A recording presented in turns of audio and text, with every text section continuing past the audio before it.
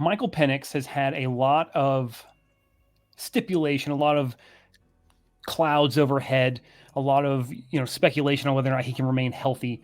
His injury history has been consistently a topic of conversation of where he ranks as a quarterback in this class.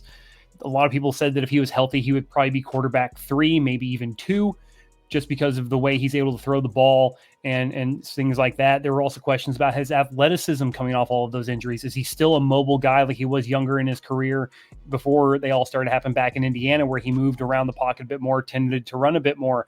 We haven't seen that for Michael Penix recently.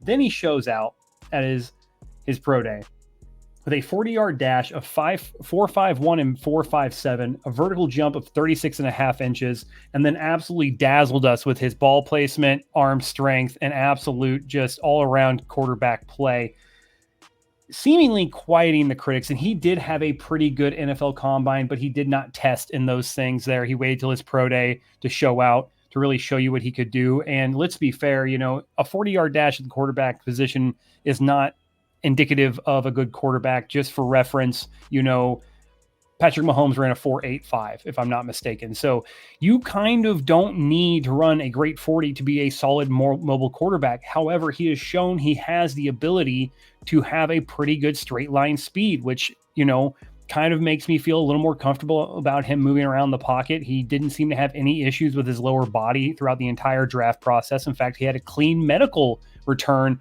for himself at his at the combine. So Michael Penix has started to check a lot of boxes for a lot of people, and there might be some teams who are quarterback hungry who might be looking to get him later in the first round, early second round, because that's sort of where he's at right now. Some people still have concerns about his longevity in the league. Some people still have concerns on, even if he's clear right now on his medical history, how long does that last? He's kind of an older prospect as well, driving him down boards. But if you look at his pocket presence, you look at the way he throws the ball, you look at how he reads the field, if your biggest concern with health issues with him at this point, are those gone? They're not gone, but they are severely distant.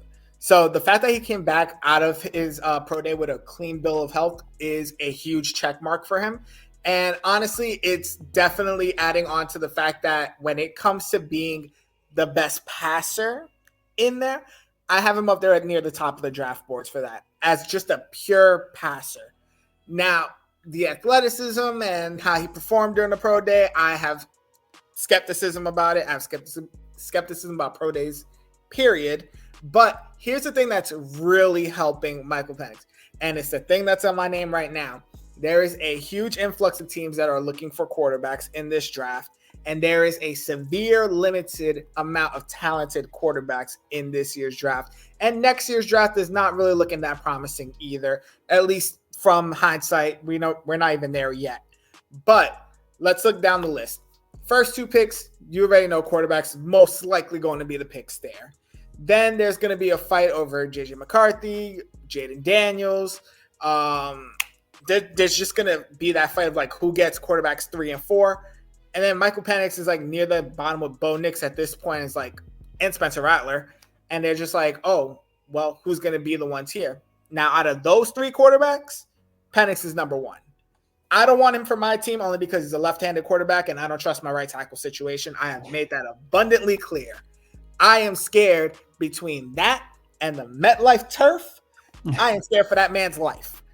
But when it comes to raw athleticism, he's good. He checked all the boxes during his pro day, which is what I like pro days for. I know we're going to talk about this more, but I like pro days to fix the issues that you had in your actual combine results.